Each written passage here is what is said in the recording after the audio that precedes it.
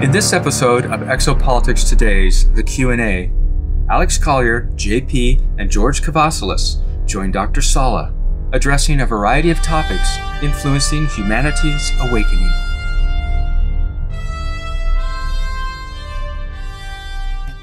So I'm just going to bring our speakers first down onto the stage. There we go.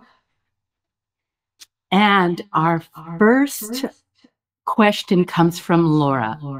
And that question is, what will the Jedi do to help humanity with the real issues of our current situation, especially the saving of our precious children?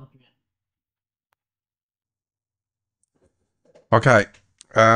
The priority right now, you'll notice that I actually issued a message to the entire Cabal establishment a little bit earlier on in our presentation, and that was a direct message.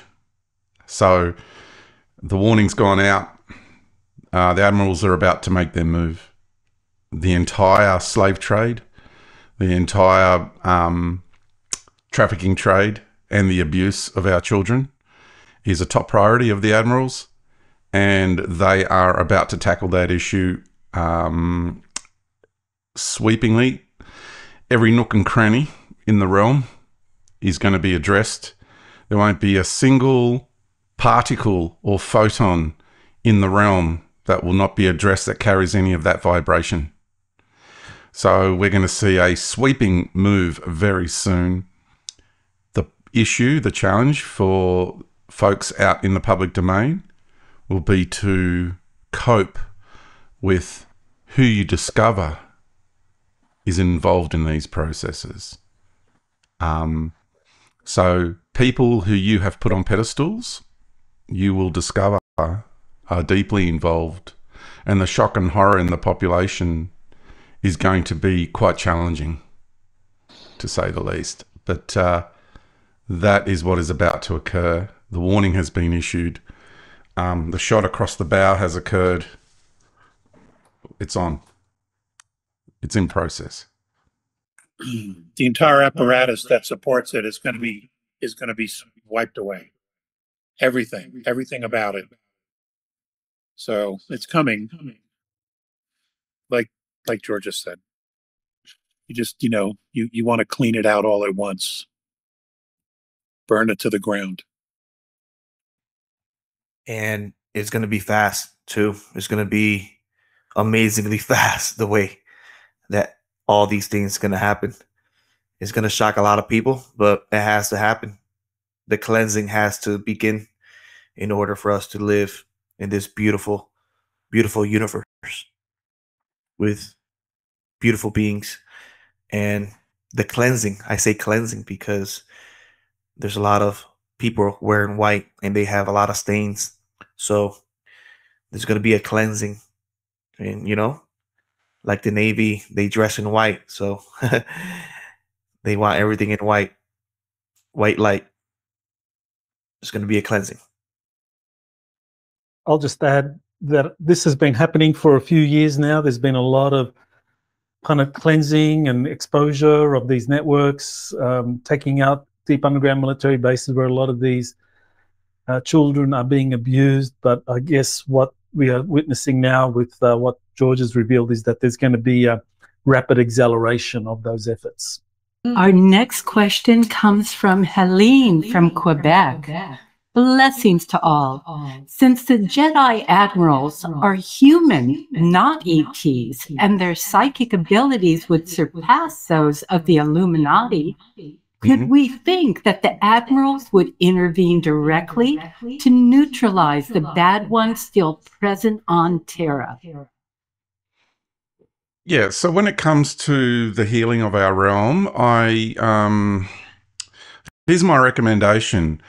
We have been mind entrained for instant gratification with all our devices, with everything. And we also have programs of ideology that run through our minds, infiltrated into our consciousness structure that we actually sift through in the way of information and perception of reality.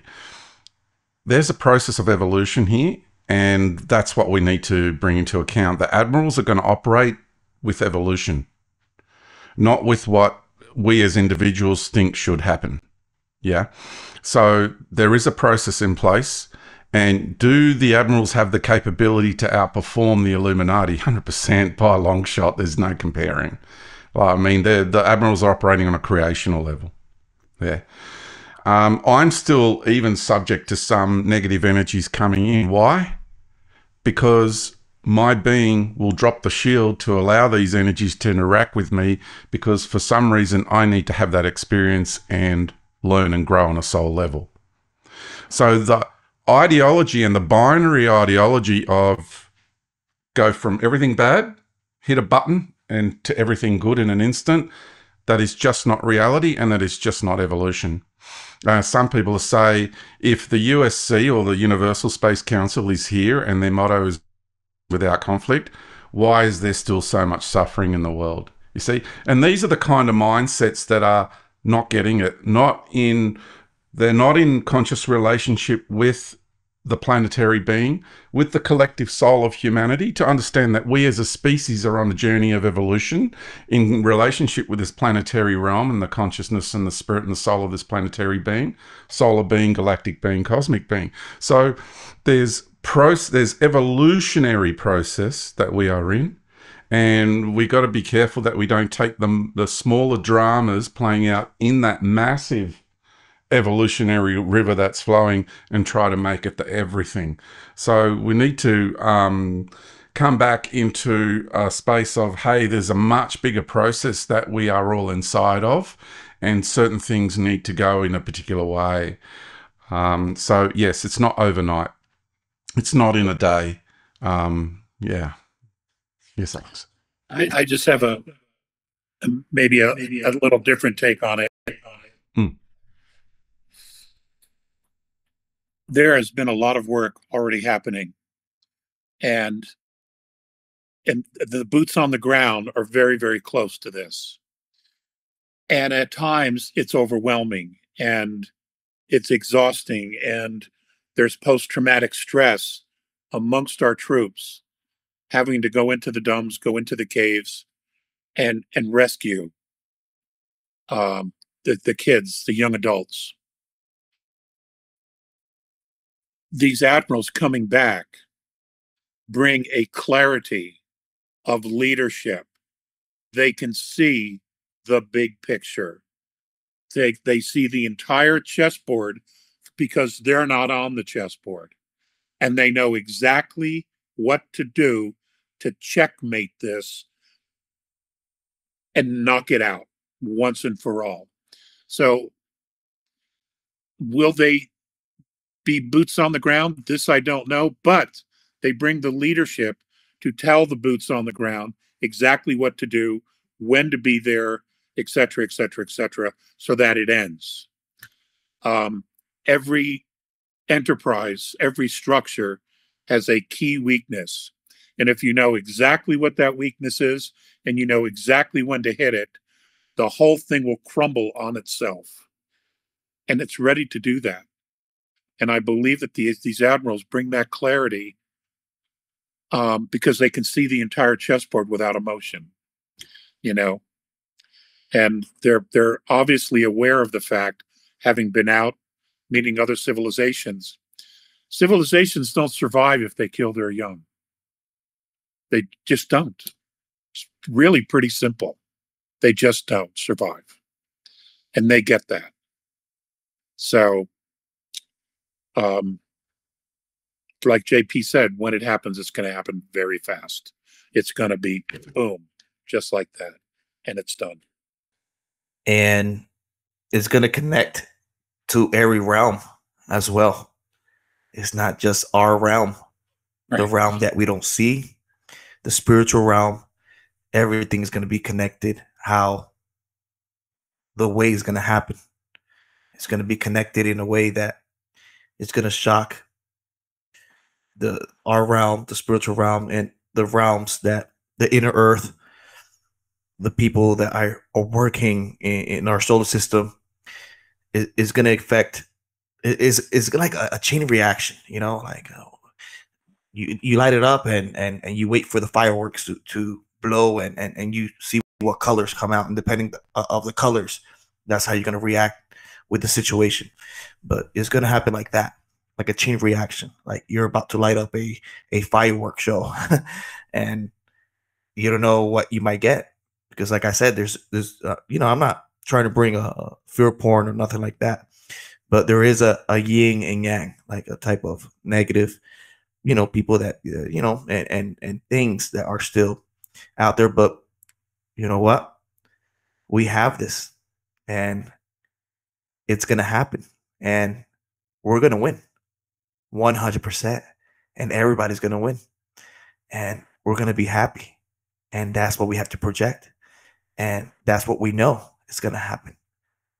And I feel that, the love, and I feel the people being ready to boots on the ground, and I see that, and we're winning. That's what's happening. That's how fast it's happening. We're winning. It's the what we're going to see on the public face of it when it spills into the public domain. That's the very end of the process, Right. if that helps. Yeah. Our next question comes from Jaron, and it's a rather long question. Can the Universal Space Council talk about the MedBed technologies being released to humanity at this time? Will the Universal Space Council recommend a beneficial MedBed technology for humans that want to maintain their sovereignty while we transition to higher states of being? I have always had an uneasy acceptance of MedBed technologies being released at a time of humanity's spiritual transition. I feel it may be a part of the problem, reaction, solution scenario of how to herd billions of people into another state of matrix control. They launch a pandemic and intentionally injure billions of people with vaccines.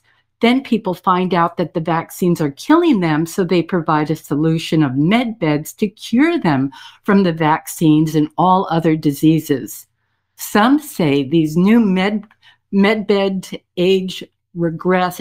Some say these new MedBeds age regress, allowing humans to cheat death. Does the Universal Space Council have a plan for this type of MedBed agenda? Jaron, that's a great question, and it's justified. It's an absolutely justified question based on history and what we've all been through with these idiots. Well, let me put it to you this way: 17 million people worldwide have already died from vaccines, from the vaccine. They say 5.5 billion people got at least two of the shots. That's more than half the population of the planet. Now, it's my understanding that the MedBeds will not be presented until the cabal is taken down. Now, their monetary system has come down. Okay, it is just gasping its last breaths. Okay, and that's been their control over humanity, the fiat monetary system. That will take down all of the infrastructure that they built, including the military industrial complex, because they can't exist without money. And they will not be able to take the money that they've stolen already and go to the bank and transfer it for gold or silver. It's not going to happen. It's never going to be allowed to happen. They're going to have to come to the table, and they're going to have to do what's right, or they're done. And then the government, the republic, or other countries will seize the technology that they've been hiding from humanity and then share it with humanity. So it's a win-win for us. There have been beds that have been built by the pharmaceutical companies, but apparently they're not being allowed because they're a double-edged sword. They can hurt or they can heal. And there's just simply no longer any trust to test that with these people. So it isn't long. I wish I could give you a date. I wish I could give you a month. But things are really, really accelerating. The only suggestion I have is there are, in fact, beneficial technologies that will age reverse and repair DNA. This I know. And in fact, there may even be some of them on these 3 ships that just came back. It makes sense because when you're in space travel, your bones regress. So for that not to happen and all of them come out in wheelchairs, they've had to have had some technology to make adjustments. So we just have to do whatever we can do to support each other, to help each other, to detox our bodies, eat good food, or the best food we can possibly get, and hang in there until this plays itself out. You know, contrast, which is what we're talking about, good and evil, contrast has a purpose. It forces us to decide what it is we want and what it is we don't want. Well, we've had more than enough of what we don't want. So now what we have to do is eliminate the infrastructure of what we don't want because it's overpowered us. So that's coming. It's already in process. If you're paying attention, you see it happening every day with the exposure of everything that's coming out. And again, the key piece of control they had was the monetary system. And BRICS is kicking everybody's ass. Okay, it just is. So hang in there. Hang in there. I know that doesn't fix whatever it is you're dealing with or what I'm dealing with or anybody, but you know, as long as we continue to support each other and do what we can, you know, hopefully we can ride this out. We're going to lose people anyway. We did even before all this shit happened. People come, people go, people are reborn. That's the cycle of life. And that happens on any planetary civilization. There is no living forever in a body. It doesn't exist. Okay? But having extra years, 30, 40, 50 years, 100 years to extend our lifetime so we can actually grow and mature and enjoy having all that knowledge and wisdom and being able to pass it down to our own families and future generations, that would be spectacular. And I believe we're going to have that. I just can't give you the month of the day. If I could, I would, but I don't know it. Yeah. Wow, that's amazing, Alex. I had an experience a week and a half ago, and soon, Doc and I were gonna bring this information out of what happened with me, and I'm sure there's technology out there that are like MedBeds, and I'm sure that the military, they have a type of technology like that for people that do certain types of missions and then come back and you know, they're put through a process. And these I was actually also, I talked to Emery Smith, and we talked about it a little bit. And there's different frequencies of types of medbeds that are developed already in certain parts of the world. And soon, I'm going to bring information out with an update with that. And it's going to be exciting with the details, how the beds work and all that. So just to add to that, that update is going to come out at the end of this coming week. It'll be first released on Patreon, and then on the Monday the following week it'll be released on YouTube and Rumble. But yeah, JP has some important information to share about the MedBeds and his own direct experience. Yeah, it's something that it could change.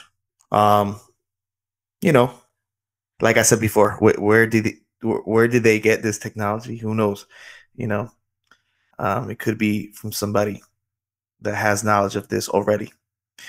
And like Alex said, also, you know, when you're in space, you lose muscle, you lose bone density, you lose neurons. Your neurons are getting attacked 100% with all these space energy that is coming in from different places.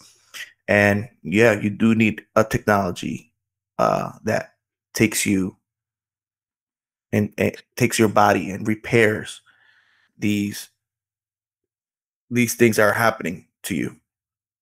And I understand that a lot of people, they want this because they need it. You know, they're going through tough times and tough situations in their life that, you know, they need these type of technology. But, you know, it's going to be soon, depending of how everything plays out and how we take everything with knowledge and love.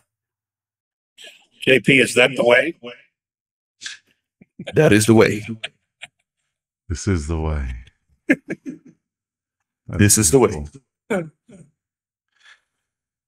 With the MedBeds that I used, let's say the one that time regressed me in one of my missions, it had a gel pad all around the outside of it. And that was the intelligence. That was one that I utilized over a decade ago. And, but the technology of the MedBed, and I described that in my webinars and interview with Michael, I believe. Now, the MedBeds that are now in these craft with the Admirals, I got a good look at those. And I've actually been on one of them. It's part of the craft. So the craft scans you, knows you on all levels the moment you enter the craft, even as you approach the craft.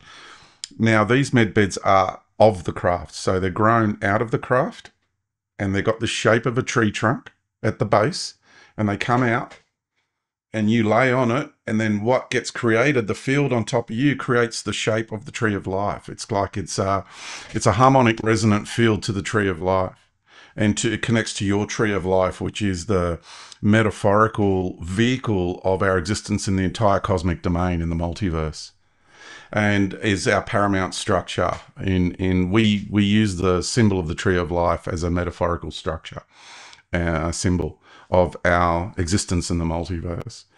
And so it has this resonant field, and then it opens you up into all these layers, and your field, yours is scanned over the top of so it comes out from the base of the craft, and it literally is in the shape almost like a tree trunk. It opens up like that at the base where you lay on it, and then all your fields are above in like a holographic sort of state. It's really quite amazing. Now, the ambient environment and ecosystem in the craft of these three Admirals, they don't experience the bone density loss and exposure to radiation, solar radiation, etc., because the craft itself is creating within it the environment that is very, very equal in the way of gravity, atmospheric conditions, everything, etc., that is simulating Earth realm as close as possible. So while there's rooms to do, equipment to do, exercising, etc., and there's the occasional use of the MedBed to bring things back into alignment, the degree of degradation is minimal, and it happens over a much longer period of time than it does on other craft. So I just want to bring that to everyone's attention. And the MedBed will only make modifications to you, so in alignment with your soul journey. So if you go and approach the MedBed with an ego-based desire and want, where you want to now turn into some kind of super soldier or superhero, the MedBed is just going to say, no, sorry, that's just not in alignment with your soul journey. So it's almost like computer says no. That's it. It just won't do it, because it knows you through and through. It knows your being, knows you on a soul level, and like I said, your blueprint. and what you're actually here to do. So the moment anyone falls out of grace, it's known, and nothing will move forward. It's really quite amazing. Well, So George, that's funny that you said that, because you say that the MedBeds, you can't go with the ego and all that. But yeah, I actually blacked out before they put me in a MedBed. So now I understand why. It's not that I have an ego or nothing like that, but you know, they knock you out just to let the MedBed work. Sometimes they put you in the MedBed, you know, knocked out and blacked out, and you wake up and you're like, wow, what am I doing? And then you feel the frequencies working. So yeah, it's amazing. I agree with that. That one that I got with the gel pad around the outside, that was going on a time loop and coming back. And when you come back from your mission, you got to get onto that like really fast. You can't stay in that time zone after going away, because you've picked up. Say you go on year 1 and back, right? So you go away for a year and you come back, you have picked up in your field, all your fields, all your layers, let alone your DNA and cellular structures, rate of spin of atoms, everything. You have picked all of that up, and all the time codes of all the realities you went into, and then you being pulled away from your natural timeline, getting pulled off and looping back. And then bringing all that back into the present timeline will create such a disturbance in this timeline that, I don't know if you remember this, JP, but the moment you arrive back, they got you on those MedBeds as fast as possible. Yeah. I encourage people to see The Flash as an exciting drip drop of what you're talking about. Okay. You know. That was a good question. Very good question. And the concerns about... you know, our information, who's got it, where it's stored, because if you think someone having your DNA is an issue, imagine having all your layers and your quantum blueprint. So that kind of information is vitally important. And the Air Force SSP have got my scans, and they've been notified by the Navy. We're watching everything you're doing with that information. And if you try anything of ill intention, we're going to move in and just take you guys out. No, that's not going to happen. So you got to understand that is the most vital piece of information, because that is you on a creational level. That is your construct. Yeah. And that information is the most highly guarded, most precious. It is held in the highest of regard. That is more potent than any material, any commodity, gold, silver, titanium, platinum, doesn't matter what it is out there, you know, irium, doesn't matter.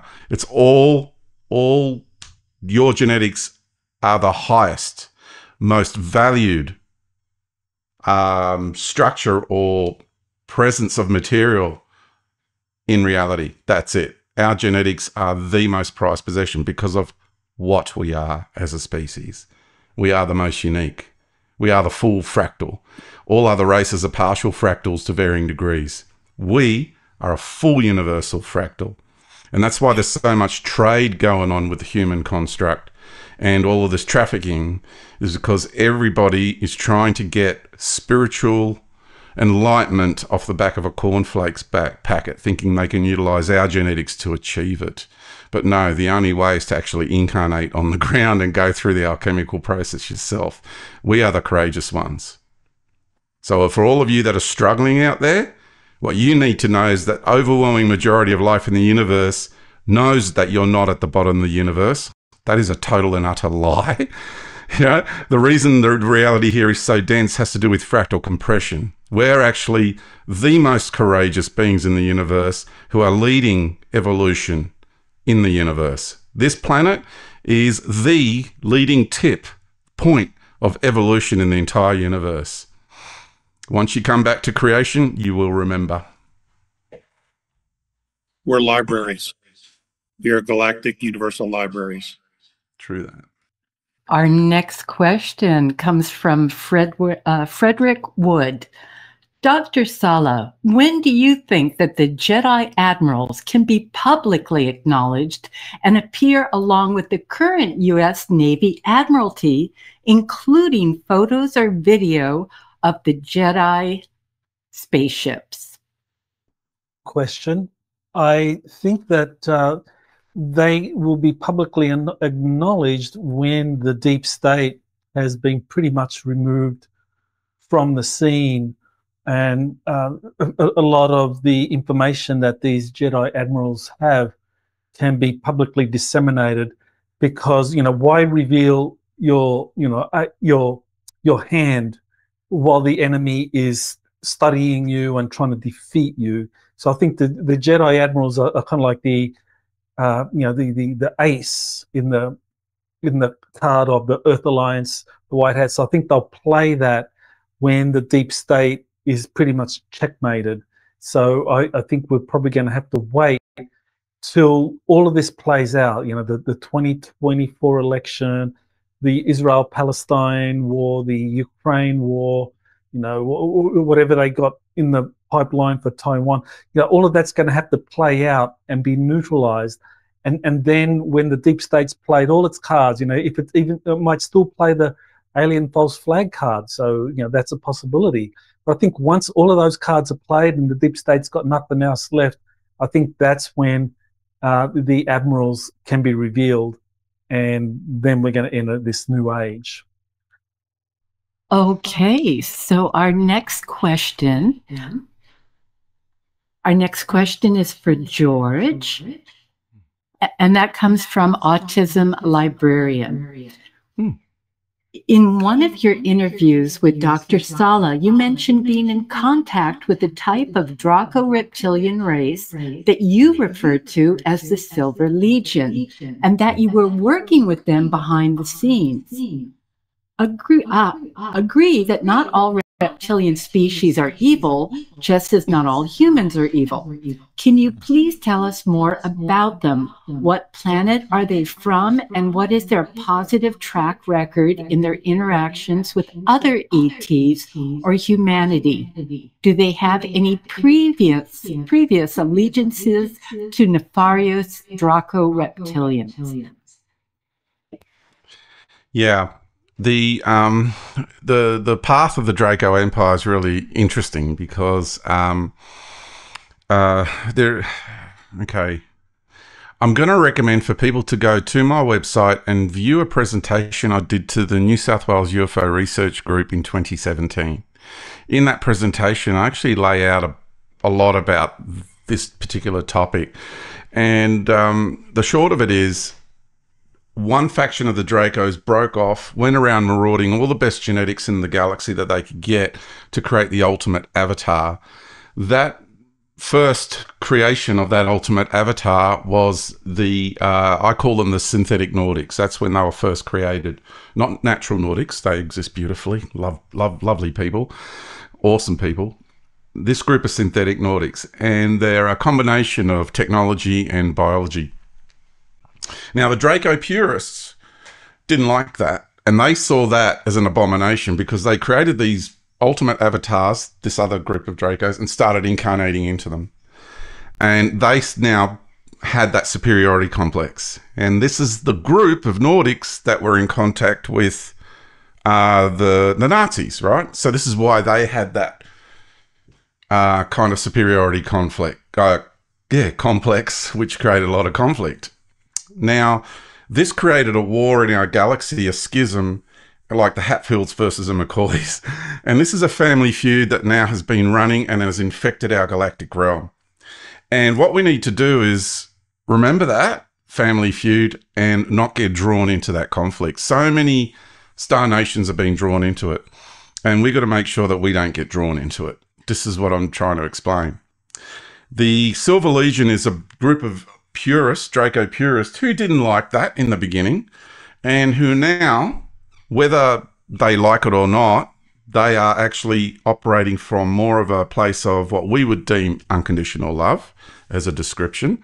And yes, they do have the capacity to love in their way, and they do embody that, and they operate with love, honor, and respect, and they work off the warrior code, the code of the Knight's Code, or the Warrior's Code, like the Mandalorian. This is the way. So this group of Draco warriors branched off, even from the original group, their foundational group in Alpha Draconis. Okay. Angkor Wat, okay, with all the pineal gland temple structures. That is, if people are not aware, Angkor Wat is Alpha Draconis laid out on the ground. The layout of the temple complex of Angkor Wat is Alpha Draconis on the ground. The Dracos built and created that temple, yeah, and ran that temple from the start. So just offering that for a point of reference as to people's spiritual ideology in relation to that temple complex. Now, what we've got is this group of warriors who became so obsessed with becoming the ultimate warriors. And they are a very, very serious group of warriors who now go around like benevolent mercenaries, you could say. Whenever you have star systems and galactic issues, but mostly within our galaxy, they don't venture out of the galaxy very often, only if necessary. But they will step in, they will be hired, they will be reached out. Different groups will reach out to them to come and do the real heavy lifting, like when you've got to deal with some heavy Dracos, or the ones that are really nasty are the Draco Greys. They're wiry, they're muscular, they move very fast. I remember having a lot of problems trying to aim and hit one of those when I was in the SSP. They are really ugly characters, and they're just pure evil. They're just, yeah, really, really awful beings. And they were in a nest underneath the White House at one stage in 2005, I think it was, 2006. And there was a conflict which I was involved in underneath the White House in the month of July, around that time. And then in August, September, there was an announcement made by a whistleblower that conflict had taken place under the White House at that time. There was a lot of dead bodies I was clambering over. But the Dracos came in at the end, and we had them pinned from both sides, and they just took them out because we didn't have the capacity to take these Draco Greys out on our own. So this Silver Legion is pro-Team Humanity. That's the short of it. I don't know how else to explain any more of who they are and what they do, because I just simply don't have access to more of that information. But that presentation I did in 2017, New South Wales UFO Research Group, I highly recommend viewing that one, because I went deep into the whole Nazi operation. Very similar. Some of the information Michael shared today is in that presentation as well. Nice amount of overlapping. It's good. Excellent. Okay, our next question comes from Laerta. And this is for you, George. When will the integration with Mother Sophia occur and us become Homo Luminous? What will the process look like? Will the veil be lifted so we can all connect to our heart soul essence and understand who we really are? And what is the role of the Galactic Federation? What is the role of the Federation of Worlds, and will they aid us in understanding who we really are, or inhibit our natural evolution and not drag us into another imperial structure? Okay, the only way they're going to inhibit us is if we give our power over to them, with still in amnesia. Okay, so if we remember who we are, then we can communicate with them on a level where, hey guys, we know we're evolving into something beyond the realms of conflict, and we appreciate your love, we appreciate your support, but we're moving on. You know, we got to evolve beyond. And even I'm talking about the Universal Space Council and all our peoples from the Natural Way of Love and the Natural Way of Life coming in now. We're going to go beyond that organization as well, if you know the full extent of evolution here. And so to answer the first part of the question, we're in it. This is what it looks like. We're already in that process. It's not hitting a button and then boom, it just happens. It's not that. We're in an evolutionary process, and we're integrating into unity on a universal scale. And maybe this little Georgism is going to really help you to it'll bring context to the situation here. We are universal embryos in the planetary womb of the universal mother. And you see, we're now entering into labor pains. Yeah? And we are all birthing into full universal beings. Yeah? That's what we are. That's why we're full fractals. And everything you have seen, done, and been in this universe is streaming in to this incarnational vessel. You don't have the awareness at the moment. It's all happening in the background.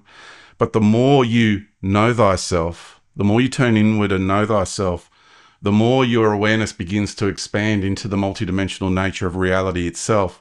And simultaneously, symbiotically, you now reach into your other lives in other dimensions.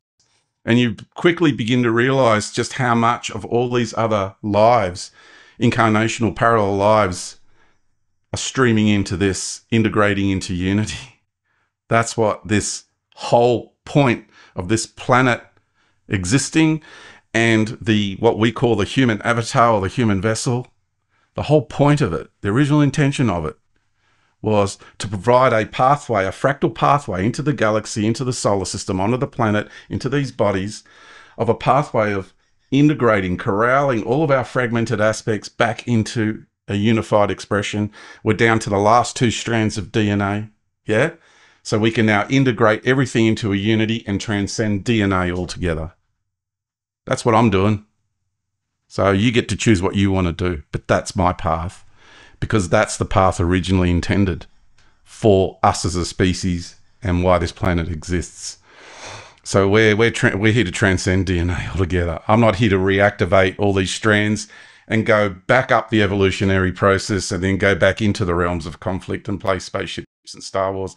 I'm not here to do that. Yeah. And I know other people might be, and that's okay. It's like, everybody, love is freedom. Just go be you, wherever that is. Yeah. If we can start moving towards a wrap up, that would be good. So I can go first. George, Alex, Doc, thank you for this beautiful information. There's going to be a lot more coming out, and George, please keep us updated with the Admirals and with this beautiful information. We're all in this together, and we're here to help humanity and bring the love and wisdom and the technology that is going to help, save these kids, save all these people from different diseases, save the poor, and bring the light and knowledge to this beautiful world that we need. I love you guys so much. This was a beautiful experience. My first time in Crowdcast. I appreciate you, Doc, for inviting me in this beautiful panel with these beautiful, enlightened beings and people that are here. I love you guys so much. Akuria Mate. Let heaven come to earth. And for everybody watching, I appreciate you guys so much. Thank you for being here. And bring out this information. Share this information with people and let them understand that the Admirals are here to bring what is the love. Okay? Akuria Mate, and we're all in this together. Thank you for this experience. Thank you, Skywalker. This is the way. Thank you, JP. Yeah, that helmet is making it for me, huh? This is the way. Totally. Yeah, you're killing it. That's for sure. I would like to say a really big thank you to you, JP, to Alex, and of course, Michael, Angelica, and Jazz. What a crew. It's been a great honor to finally work with you guys here on this level, to cross paths with you. I'm going to say once again in life, but for the first time in this life, on this level of reality. What a great honor it's been for me. And I do apologize for my nervousness and excitement, the mix of those two, where I've been talking fast and been jumping around a lot. It's, I'm like a pig in mud. And thank you so much. to everyone and everybody that's come on and invested time, energy, and resources to be here with us in the co-creation of this. Thank you. It's all about how love is freedom. Thank you.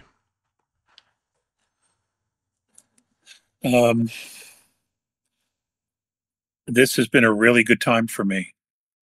This has been a really good time. And I can't thank all of you enough. It was an honor and a privilege to be a part of it. Ladies and gentlemen, as things unfold, as the road before us gets clearer and clearer and the darkness abates, there's one thing we all need to remember. If we are to remain free, we have to protect each other. Because only in protecting each other will we remain free. And sovereignty and freedom is the ultimate goal for our civilization. It has to be. It has to be. Michael, Angelica, thank you for this wonderful experience. My jaw hurts, but I appreciate it. And it's been a great time. Thank you. And thank you to everybody who's listening. I mean, you're our sponsors. Without you, none of this happens. So thank you. Well, I want to thank all of you, Alex, George, and JP, for sharing your incredible insights, your wisdom, your experience. I mean, this has been a treat for me, and I'm sure for everyone watching this, to hear all of you just kind of like throw so much light on these very esoteric topics. And I think you've really helped people prepare for what's coming. So, great honor and appreciation to all of you. I want to thank Angelica for all of the work she's done to make this webinar happen. She did the trailer. She helps me in every way getting this webinar together. She does the video editing. So thank you. I couldn't ask for more help from any being. Thank you so much, Angelica. And Jazz, I mean, he's been with us since 2006 now. He's really an incredible light warrior. He's done so much to help this mission go forward. So thank you, Jazz, for everything that you've done as well. So, and finally, I want to thank the audience. As Alex said, we wouldn't be here without you. You're our supporters. You're the ones that make this possible, and it's been an honor and a privilege to work with you. And I do deeply, from the deepest part of my heart, thank you for all your support and all of your love. So thank you, and I love you all. You can now watch the entire 3.5-hour webinar, U.S. Navy SSP and Return of the Jedi Admirals, on Vimeo. Link is in the description. You have been listening to Exopolitics Today with Dr. Michael Salla. Please remember to like, share, and subscribe to this channel. Join or start a conversation in the comments. Take the time to explore the vast library of best-selling books, webinars, and podcasts by Dr. Salla. Visit exopoliticstoday.com.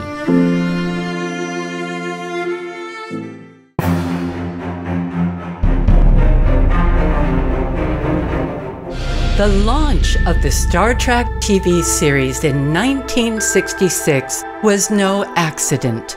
Its creator, Gene Roddenberry, received informal briefings from naval intelligence operatives about a future U.S. secret space program. The opening to the iconic series presented the public with the idea of a quest. Its 5-year mission: to explore strange new worlds, to seek out new life and new civilizations, to boldly go where no man has gone before. These principles seeded the desirability and support of us striving for an actual Star Trek future.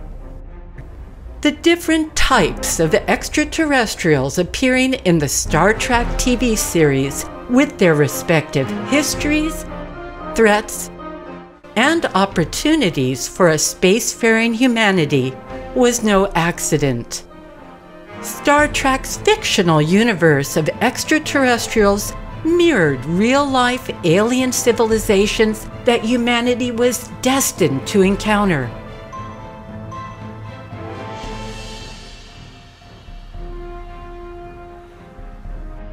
The most pressing threat in the show came from the Klingon Empire, a representation of the real-life Draco-Reptilian Empire, whose galactic-wide aggression make them a menace to peace and freedom-loving extraterrestrials all over the galaxy.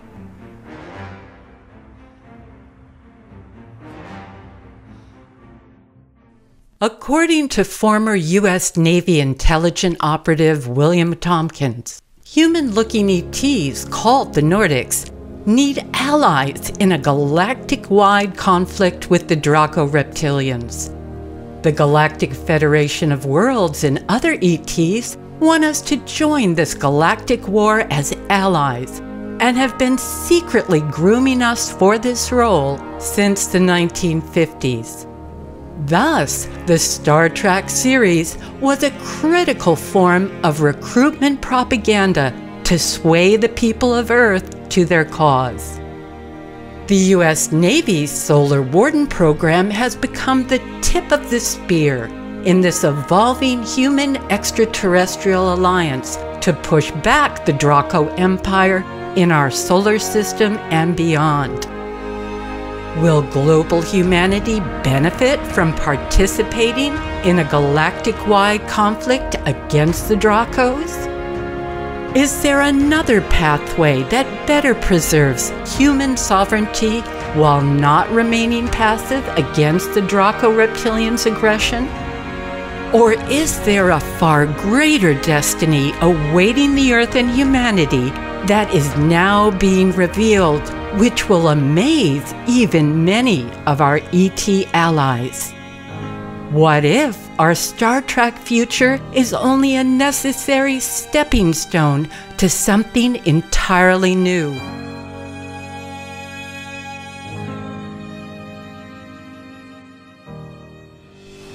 Join Dr. Michael Salla and special guests George Kavassilas and Sarah Breskman Cosme in an all-new 5-hour webinar entitled Dilemma of a Star Trek Future and Challenge to Human Sovereignty, which will present all the burning issues and address the profound questions posed by humanity stepping into its designated role in a Star Trek future and beyond. Don't wait. Register now at exopolitics.org.